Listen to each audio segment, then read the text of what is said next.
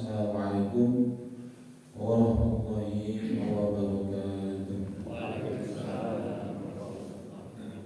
Alhamdulillahirabbil alamin wal 'aqibatu lil muttaqin wala 'udwana illa 'alal zalimin. Asyhadu an la ilaha illallah al-malikul haqqul mubin wa asyhadu anna Muhammadar rasulullah sallallahu alaihi wasallam.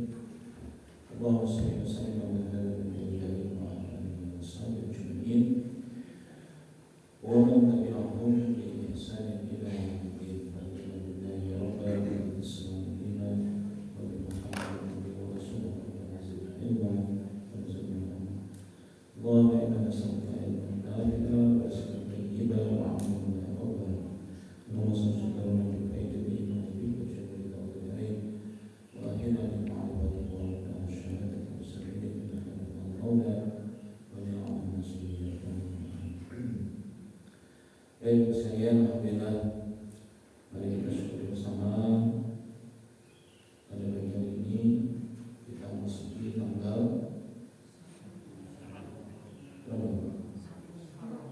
1 Syawal Muharram 1444 Hijriah. Siji Syawal.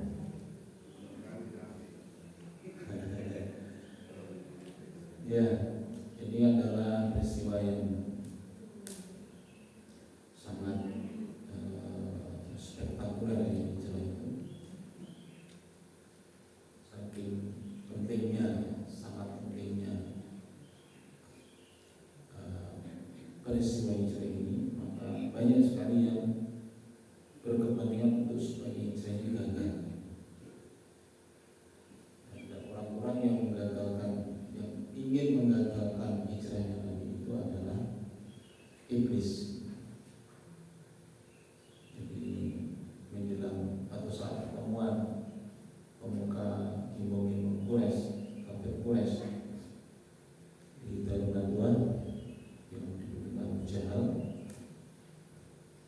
itu ada datang seorang yang sudah tua, berwibawa dan asing, mengenal Nabi sebagai orang tua dari Najd.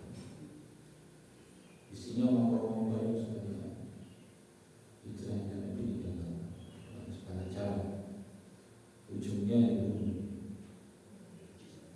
itu sampai yang ngomong itu iblis langsung. Ternyata orang tua Najd tadi itu adalah iblis, sirah. Iblis turun tangan langsung untuk memastikan supaya Nabi dihabisi sebelum ke Yasrib. Artinya memang hijrah ini menjadi hal yang sangat penting bagi kehidupan kaum muslimin, yang membuat umat ini akan cepat bangkit kalau mau hijrah, dan membuat kita lambat, terus jadi bercundang, lemah, menjadi bahan mainannya musuh-musuhnya, karena kita berputar pada suasana yang tidak baik dan tidak segera bangkit, tidak segera pindah ke yang lebih baik. Kemudian kalau hitungan masa ini kan sekarang pas 500 tahun, 622 kejadiannya, atau September 62 masa, terus pas 100 tahun yang lalu masih. Kemudian itu semuanya termasuk hanya Allah yang pilih untuk dimudahkan untuk hijrah ke arah yang lebih baik. Baik, ini temanya beberapa pekan ke depan, dan 2 pekan yang lalu ini bicara mengenai urusannya perempuan, urusan darah, perempuan adalah haid, nifas, adalah penyakit untuk istihamah.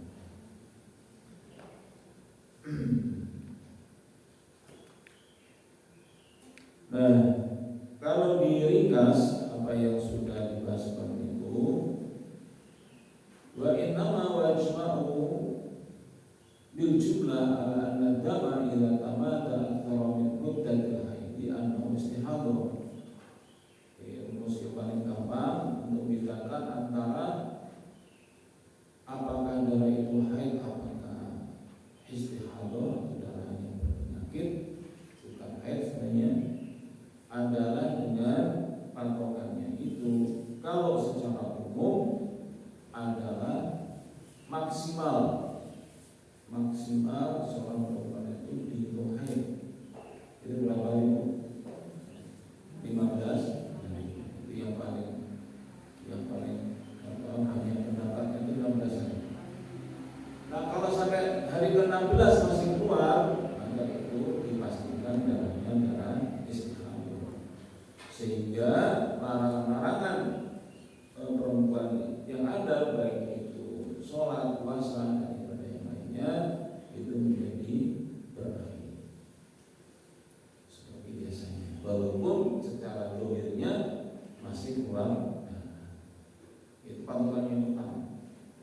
Patokan yang kedua adalah apabila dia bukan yang pertama kali, artinya dia udah biasa, misalnya perempuan ini biasa haidnya itu 7 hari, itu berlangsung berulang-ulang sampai apa?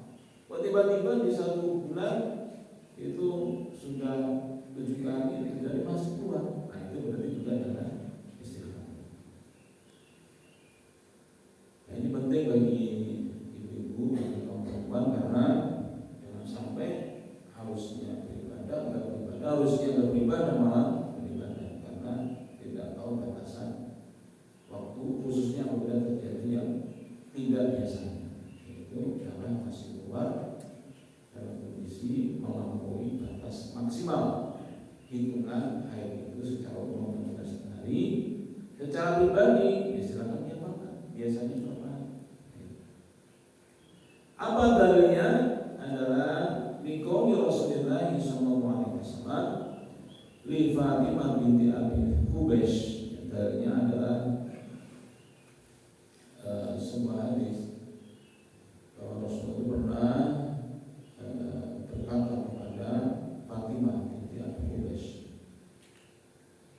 radhiyallahu anha, dia katakan, disebutkan fa idza aqbalatil haidh fatrukis shalah. Apabila haid itu tiba mulai, maka tinggalkanlah oleh sholat oleh Fatimah. Ya. Fa idza dhahaba qadruha faghsili anki dama. Tetapi kalau sudah hilang, maksudnya sudah selesai, sudah berhenti, maka mandilah. Ya. Kemudian sholatlah. Ini yang menjadi landasan. Wal mutajawizatu li amati aktsari ayyam al-haid qaddama anna qadruha. Nah, yang menjadi kebolehan atau berakhirnya masa kita di dalam sholat, puasa dan seterusnya itu adalah karena sudah melampaui hari yang biasanya sudah selesai, masih muncul juga. Ini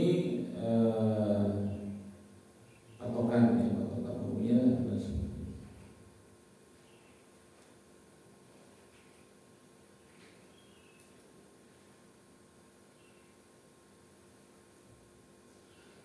Ada Imam Syafi'i dan Imam Malik atau mazhab Syafi'i dan mazhab Maliki rahimahullah taala ini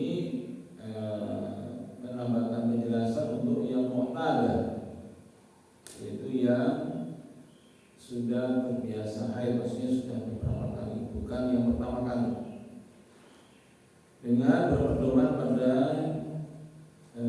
dalil dari Salamah, hadis dari Salamah. Jadi kalau sudah beberapa kali ya harus bisa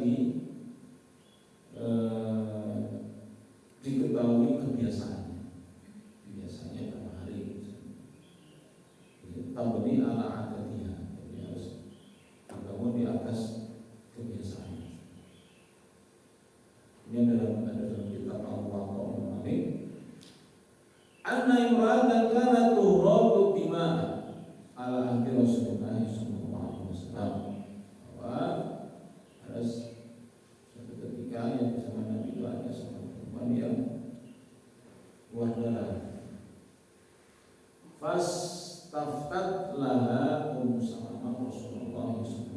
Maka Ummu Salamah meminta fatwa kepada baginda Rasulullah sallallahu alaihi wasallam. Qala litanzur idza 'adadil layali wal ayyami allati kanat tahiduhunna min asy-syahri qabla yusibah dan biasanya. Jadi tunggulah sampai beberapa malam dan beberapa hari yang dia itu biasanya keluar darah haid dalam sebulan. Itu kan bulan. Sebelumnya itu kemudian nanti berlaku pada ketentuan-ketentuan yang lain. Fal yatruki sholata qabla dzalika min asy-syam, maka tinggalkanlah sholat saat seperti itu. Fa idza khallafat dzalika fal taghtasil. Nah, kalau selesai ya mandilah tsumma tasfir bisawmi. Kemudian setelah itu ya supaya ditutup dengan kain atau kain ya. Tsumma al-sunnah. Setelah itu sholat. Ini yang menjadi pegangan dari mazhab Maliki dan Syafi'i, yaitu memadukan antara keluarnya darah itu dengan rentang waktu yang biasa dipegangi bagi yang sudah beberapa kali mengalami. Nah, maka kalau berbicara mengenai hukum haid itu pasti akan berhimpitan dengan hukum istihadah. Jadi ada nanti haid itu menjadi patokan ya yang nanti akan membuat kebimbangan ini haid apakah istihadah, dan hukum istihadah nanti juga akan berkaitan dengan kebimbangan tentang keluarnya darah haid. Nah, kalau kita sudah punya pegangan dua, yaitu rentang waktu maksimal 15 hari dan kebiasaan yang bersangkutan berapa lama, maka selesai. Gitu maksudnya.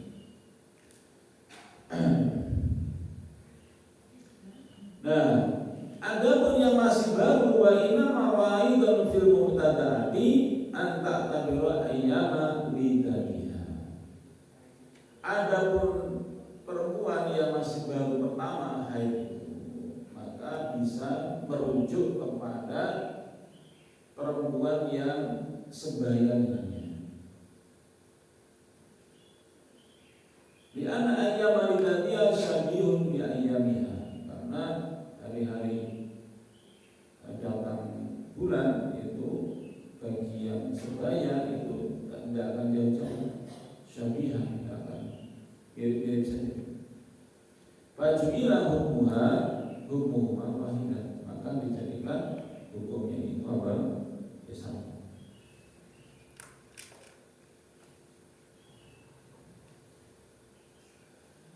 Itu pembedanya. Jadi kalau yang masih baru silahkan merujuk pada teman sebayanya. Itu berapa lama atau prosesnya bagaimana, silahkan diperbandingkan ya, karena membandingkannya sama-sama yang baru pertama kali usianya sebaya. Tidak nanti dipadukan antara setelah berulang menjadi padukan dengan maksimal. Para ulama menetapkan 15 hari, maka ketemulah nanti kapan itu masih dalam haid, kapan itu sudah istihadah. Nanti kalau nggak diseriusi tentang pembatasan ini, nanti khawatirnya dia misalnya nggak berani sholat karena merasa masih darahnya masih kuat. Dia punya kesimpulan setiap darah kuat nggak boleh sholat. Ini adalah harus diingatkan karena darah kuat ada 3, apa aja bu? Darah haid, kemudian darah nifas, dan darah istihadah. Jadi darah kuat itu bukan cuma 2, yang paling krusial adalah darah istihadah. Dan memang ini perkara yang betul-betul harus dicermati oleh kaum perempuan. Karena apa? Patokannya tidak fix betul. Itu apa? Pertama, yaitu rentang waktu maksimal yang disepakati ulama, yaitu 16 hari. Nah, gitu ya. Yang kedua adalah kebiasaan. Nah, itu kan mungkin akhirnya mudah. Bagaimana yang masih baru? Nah, yang sama, yang baru pertama, nah, itu tetap sama maksimal 15 hari, tetapi tentang bagaimana ya ialah perhatikan kapan sebayanya, kapan sekolah. Mungkin akan bisa saling berbagi pengalaman haid pertama kali bagaimana, sehingga akan bisa ditetapkan, oh berarti saya ini waktu haid itu adalah sekian. Berarti kalau lebih dari itu saya tidak boleh meninggalkan sholat. Misalnya itu perlu dikuatkan pemahaman pada kita yang punya anak perempuan yang menjelang haid atau baru pertama kali haid supaya tidak biru. Nah, yang ada hubungannya dengan itu adalah masalah yang kedua, dalam itu wasabu fil haid allati yang qabihu haidha. Yang juga berkaitan adalah bagaimana kalau ternyata ibu-ibu atau kaum perempuan itu haidnya itu ternyata tidak berketerusan, tetapi terputus-putus. Dari kabianna tahidu yauman atau yaumain, watadawi yaumain. Jadi karena ada perempuan itu ya hari ini haid, besoknya bersih, besoknya lagi haid lagi, besoknya bersih, mungkin 2 hari. Setelah itu apa? Bersih lagi, keluar lagi. Ini bagaimana hitungnya? Ini bagian haidnya bersihnya seperti itu. Maka patokannya menurut mazhab Maliki adalah annaha tajma'u ayyaman dami ba'duha ila ba'di. Caranya adalah hari-hari di mana dia itu keluar darahnya, itulah yang dihitung harinya, bukan jumlah secara keseluruhannya. Misalnya patokannya para ulama maksimal 15 hari. Misalnya ini hari ini haid, terus dapat 2 hari kosong, terus hari keempatnya berapa? Itu kan sudah 4 hari kalau hitungan hari-harinya. Terus kosong lagi 2 hari, berarti 6 hari. Keluar lagi 2 hari, berarti 8 hari. Waktu 8 hari, keluarnya baru 4 hari kan? Baru 4 hari. Nah gitu. Terus gitu sampai ketika udah tembus 15 hari, nah itu ya, 15 hari hitungan, tetapi meskipun keluarnya itu baru 6 kali misalnya atau 4 kali, tetapi karena hitungnya udah 15 hari, maka kalau hari ke-16-nya dari hitungan hari itu keluar, itu namanya sudah istihadah. Gitu. Jadi hitungnya itu kalau istihadah hitungnya adalah pada jumlah harinya, bukan hari berapa hari dia itu keluar hari.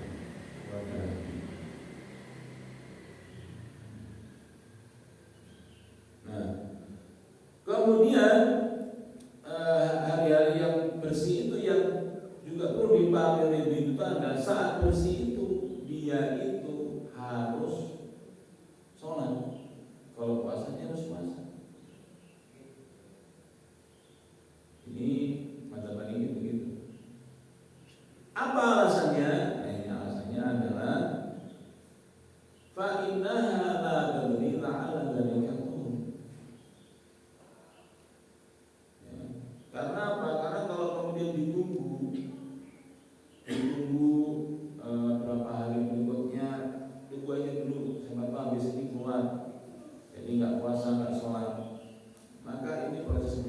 yang tidak jelas, tidak boleh yang dijalani, yang jelas-jelas nyatanya hari ini adalah bersih.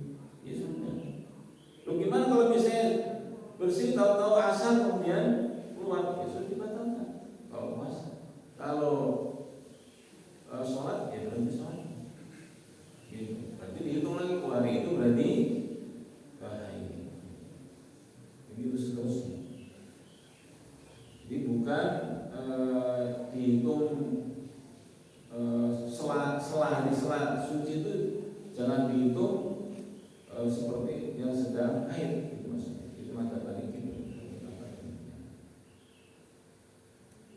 Fa istamalaha min ayyamin dami 15 yawman fa hiya mustahadun. Nah,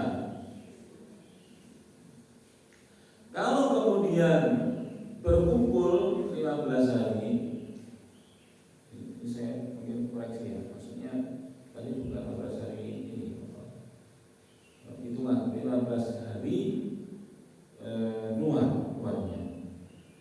Jadi saya ulang misalnya ini, hari pertama dia haid 2 hari, terus sehari enggak 2 hari, sehari enggak 2 hari, sehari enggak 2 hari.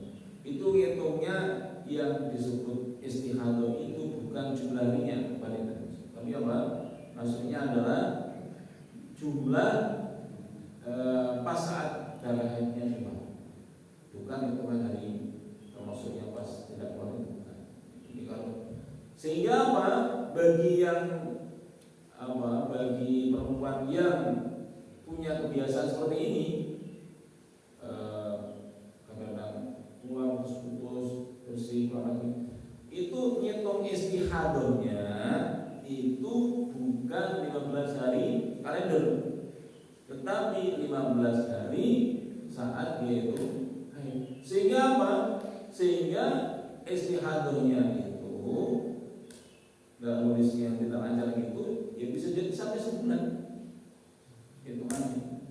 Kalau misalnya supaya gampang selang-seling, ya misalnya hari ini haid, besok enggak, berarti kan 30 hari ya hitungan kalendernya, ya kan?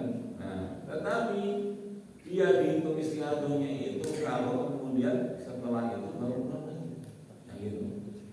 Nah, maka itulah kemudian Madhab Maliki tidak Madhab Maliki kemudian menetapkan bahwa masa setelah itu tetap harus ibadah, gitu masalahnya. Karena nggak tahu sampai kapan gitu. Selanya itu bisa sebulan. Kalau sampai kemudian ternyata terus-terusan iramanya begitu terus, ya 2 hari besok jalan bersilang dan ternyata itu betul-betul sepanjang hidupnya begitu. Nanti kalau kemudian nunggu berhenti ya nggak sholat ya puasa, itulah alasannya. Jadi masa bersihnya itu tetap harus ibadah. Tetapi kalau genap 15 hari walaupun masih kuat itu tetap ibadah. Jadi harus dibedakan masa-masa sholat itu ketika bersih maka dia harus ibadah. Tetapi kalau sudah lewat 15 hari realnya darahnya keluar, maka walaupun masih kuat dia sudah hitungannya istirahat.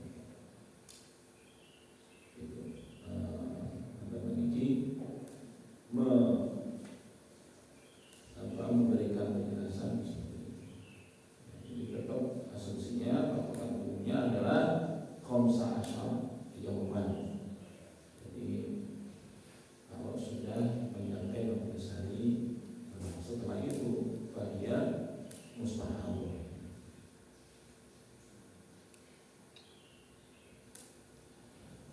Nah, itu saya kira yang perlu kita tegaskan ya. Ini mungkin karena menyangkut hal yang praktis ya, mungkin ada yang perlu ditanyakan. Saya bingung ya, mungkin ada yang ditanyakan atau diperdalam. Mungkin ada contoh yang tidak ada di dalam apa yang disebutkan dalam materi tadi. Silakan.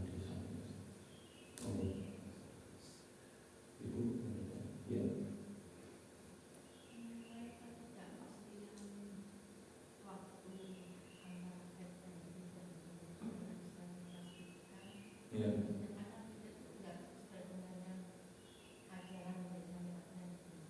Gimana maksudnya?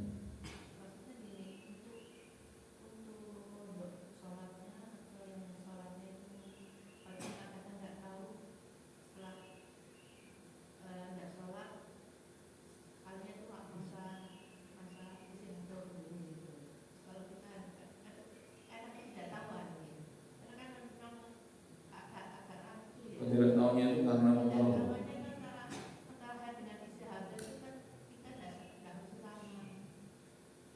Iya. Ya dan itu caranya untuk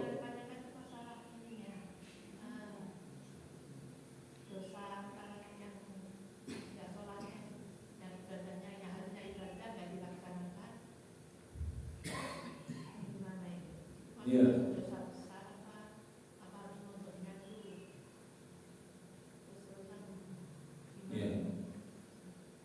Ya bagi kaum ibu yang tidak sholat di masa sela misalnya atau di masa istihadah, kalau dia karena tidak tahu ya yufa'an, jadi maafkan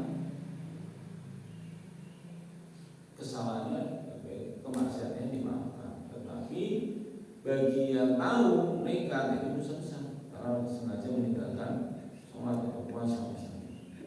Karena itulah sekali lagi patokan minimalnya itu pegangan penting untuk ibu itu adalah maksimal 15 hari. Itu tolong dipegang betul untuk mengurangi apa keraguan gitu.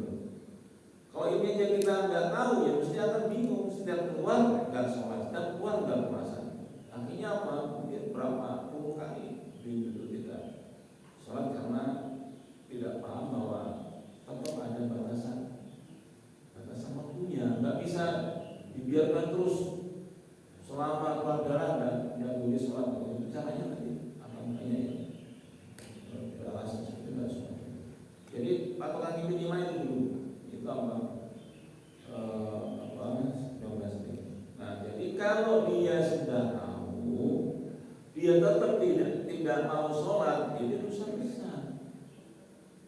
Karena apa? Sengaja tidak ibadah. Makanya kita jangan ngengkel, jangan berengkel misalnya.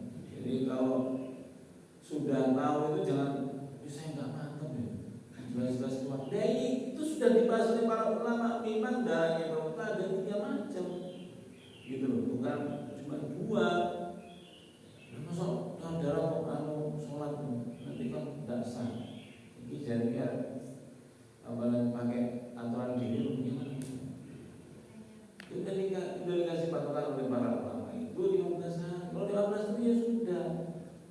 Jadi maksudnya ulama itu ngerti bahwa meskipun setelah kalau tetap keluar setelah 15 hari itu dimengerti, ada yang begitu tuh mengerti ulama itu.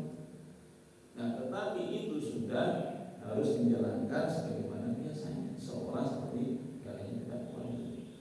Itu harus dikuatkan ini. Karena ini kalau sampai yang sakit banyak teman-teman yang berpegangan begitu, tidak mau puasa, nggak mau sholat, alasannya darahnya masih lemah, walaupun sudah lewat 15. Jadi sekali lagi, kalau dia sebelumnya itu dia tidak tahu sama sekali, maka ya yufa'an, dimaafkan karena nggak ngerti. Tapi kalau sudah ngerti, maka dia dosa besar. Terus bagaimana caranya? Ya, dia harus sudah tobat. Apakah kemudian dia perlu mengqadha apakah tidak? Ya kalau mengqadhanya itu dalam jangkauan yang wajar, itu memungkinkan silakan. Misalnya saya ingat kayaknya saya 5 bulan gitu. Jadi sampai 50 kali saya nggak sholat, saya begitu ya. Kalau memang dia bisa untuk mengejar membayar hutangnya itu, ya silakan. Tapi kalau misalnya sudah 50 tahun selama ini keliru terus gitu karena nggak ngerti gitu, ya sudah tobat langsung. Apakah dengan mengukur diri misalnya bersedekah gitu. Karena tidak mungkin kalau misalnya lewat hanya kemarin saya trader yang bulan lalu berapa hari saya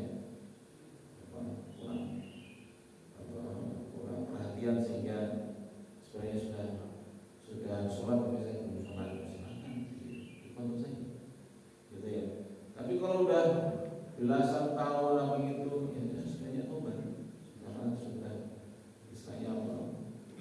Peridur, ya, peridur dengan kewajiban kepada Allah Subhanahu wa Ta'ala. Gitu ya.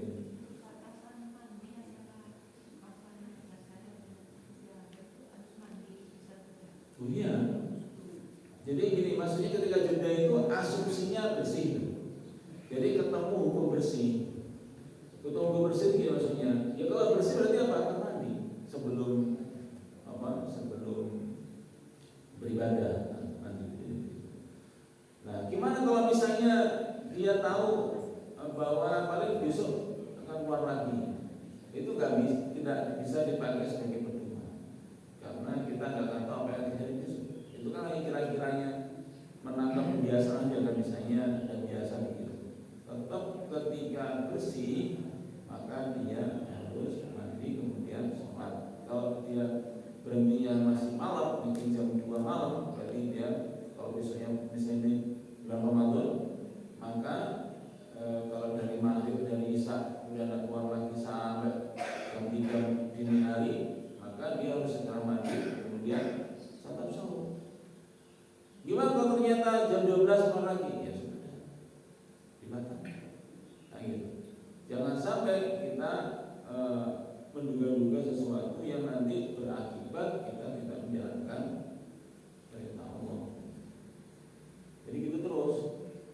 Terus gimana kalau sering begitu kok jadinya dilibatkan kayak gitu? Ya itulah ujiannya bagi dia begitu itu. Ujiannya karena Allah uji kan macam-macam banyak. Temanya macam-macam. Ada temanya apa? Suruh muda mandi.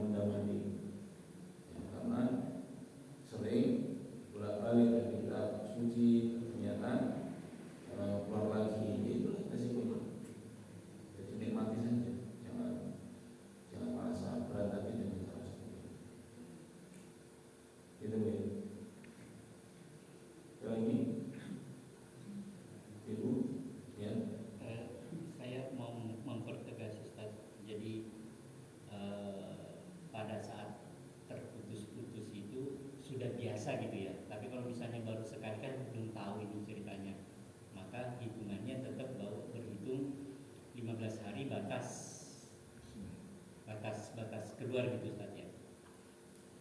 Hitungan keluarnya bukan harinya. Jumlah keluarnya ya. Jumlah hari di mana dia keluar itu 15 hari maksimal.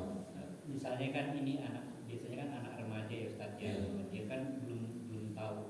Kadang-kadang haidnya panjang, kadang-kadang 2-3 bulan malah tidak haid gitu Ustaz. Kan itu belum, artinya siklusnya belum tahu ya. Tetapi kalau misalnya sudah ketahuan, pasti dia terputus-putus, misalnya 2 hari keluar, 2 hari tidak, bulan berikutnya begitu lagi. Berarti yang yang ini harus dilakukan ya, bahwa kalau sudah berulang modelnya terputus-putus, maka 2 hari ibadah, 2 hari tidak, 2 hari ibadah, 2 hari tidak ya. Tapi kalau belum tahu, maka tidak dikenai hukum berdosa meninggalkan ibadah tahu kan, belum tahu ya. Karena begini, karena nampilnya itu kan kenapa nggak sholat nggak puasa? Karena apa? Karena kotor. Karena apa? Keluar darah. Kan itu baik. Itu kan persepsinya benar. Ya. Secara umum persepsi benar itu apa? Haid itu tidak boleh sholat dan puasa. Itu kan udah benar. Tetapi dulunya apa? Dikira setiap keluar mesti nggak boleh. Nah itu aja karena kita terbatas ilmunya di situ. Cuma memang sebenarnya kalau betul-betul spesifik, memang pada akhirnya jawabannya tidak bisa untuk umum. Gini maksudnya. Gimana kalau dia itu betul-betul konstan? Kita apa? Sehari keluar, sehari enggak, terus begitu. Nah berarti kan sebulan ya makan waktu sebulan kan? Padahal itu kan bulan haid kan bulanan. Kan gitu maksudnya. Berarti misalnya ini kita bicara langsung yang tidak mudah itu apa? Hari ini dapat, besok enggak, terus gitu dapat. Berarti kan dapat 30 hari kalender, baru kemudian besoknya kalau buat itu namanya istihadah. Karena 15 hari kan realnya. Dan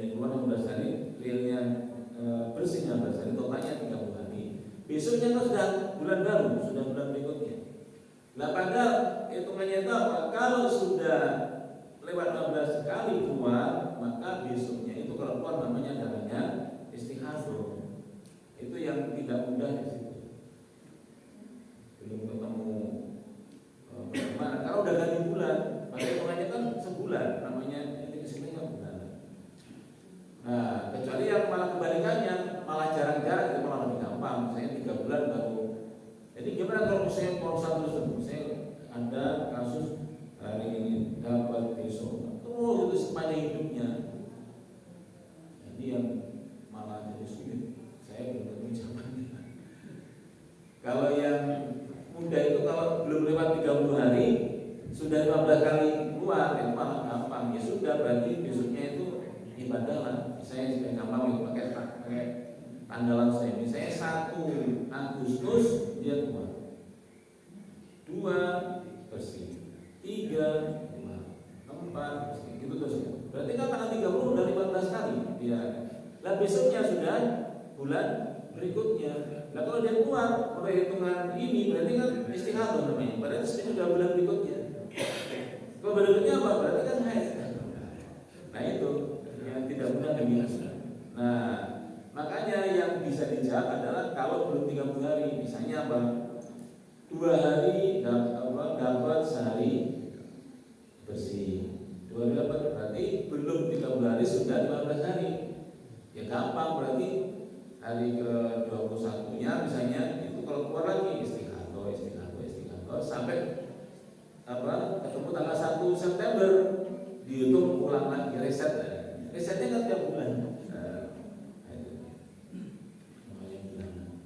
Untuk yang keluarnya itu dalam sebulan selalu keluar. Kalau yang tadi bisa 3 bulan ya gampang malah simpel. Nah, itu untuk yang ini saya belum ketemu zamannya. Untuk yang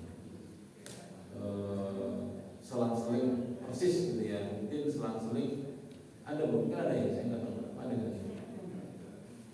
Ada ya. Nah itu saya belum ketemu zamannya. Ya kalau saya karena itu paketnya kan bulanan, berarti kan besoknya itu sudah hitungan dari 0 lagi. Nah kalau kita aja berarti kan terus-terusan berarti ibadah itu terus akhirnya karena mau itu istihadah sudah masuk haid kan gitu. Mau harusnya secara pakem ini dihitung istihadah tetapi ganti bulan berarti apa? Berarti tetap haid lagi. Kalau lagi apa? Ya berarti kayak ibadah. Sementara itu kemungkinan yang paling aman ya begitu. Berarti apa? Berarti bagi yang kaum perempuan yang headnya itu betul-betul konstan, hari ini dapat besok enggak, dapat besok enggak, berarti yang paling masuk di dalam hitungan itu kalau dia itu tidak lagi mengalami istihadah. Berarti apa? Dia saat dapatnya ke ibadah sama bersih harus ibadah terus itu aja berarti. Alasannya apa? Karena kalau begitu dapat 15 kali dia sudah masuk bulan berikutnya, ngitungnya dari 0 lagi. 0 lagi berarti apa? Haid lagi. Nah kalau dibuat kebalikannya, misalnya apa? Ya sudah, nggak usah ngitungnya, nggak usah reset-resetan. Berarti apa? Lanjutkan. Berarti apa? Malah istiqamah terus, berarti kan gitu. Jadi akhirnya apa? Setelah dapat sebulan selang-seling itu, mulai bulan berikutnya sampai dia mati, dia terus ibadah dalam keadaan apa? Bersih, dapat. Itu kelemahannya kalau nggak pakai reset. Dan itu kan jadi malah tambah bikin nggak tenang ini. Makanya untuk yang punya kasus seperti itu seandainya ada pendapat yang paling memungkinkan untuk pakai pegangan adalah berarti dia itu bersih ibadah, dapat ibadah. Itu terus. Nah, mudah-mudahan tidak begitulah. Mudah-mudahan tidak se-ekstrem itu. Pokoknya masih belum sebulan aman sudah. Misalnya dapat 25 hari, genap 15 keluarnya, ya 10 bersih tadi, selang-selingnya itu. Nah, berarti hari ke-26 kalau keluar itu namanya istiqadoh. Hari ke-27 istiqadoh juga. Hari ke-29 istiqamah juga. 30 istiqamah. Tanggal 1-nya mulai dari nanti dari haid. Terus itu gampang kalau dia nggak sampai fix selang-seling. Nah, makanya saya juga tanyakan gimana kalau ada kasus terus. Dikit Ustaz, dosanya lebih besar mana Ustaz? Ini posisinya tidak tahu ini, tidak tahu apa, salah menafsirkan. Ya. Itu dianggap haid, tapi sebenarnya tidak haid. Akhirnya apa? Gini, salah menafsirkan sehingga harusnya sholat tapi tidak sholat. Ya. Harusnya tidak sholat tapi sholat. Ya. Mana yang benar? Ini karena keliru penafsiran Ustaz ini. Kalau harusnya sholat dia nggak sholat karena dia nggak tahu, maka dia nggak dosa. Ya. Ya itu. Tapi kalau dia itu dia tahu dia harus sholat hanya karena dia itu risih karena darah tuang, itu dosa. Iya, malah kebalikannya, bukan berat mana, itu kebalikannya. Jadi sekali lagi, kalau dia itu tidak punya ilmu bahwa istihadah itu harus sholat, sehingga dia nggak sholat, maka dia tidak maafkan. Tapi kalau dibalik, dia tahu bahwa ini istihadah, hanya dia itu merasa risih, perasaannya ke bawah sehingga dia nggak mau sholat, pada dia ngerti itu adalah istihadah karena sudah mau 15 hari dari misalnya ya, itu dosa besar. Nah, gitu. Jadi ukurannya 15 hari itu Ustaz ya. Iya, makanya pokoknya kalau dicamkan betul itu 15 hari itulah batasannya. Udah perasaannya dibuang, itu jangan masih terus. Sholat khususnya hanya apa nggak dosa. Yang kayaknya perasaan itu nomor 2, nomor 1 itu syariatnya nomor 1. Ya perasaan jangan dibalik. Nanti agama itu bubar kalau cuma menggunakan perasaan. Oke, setelah demikian kita akhiri menjelaskan majlis.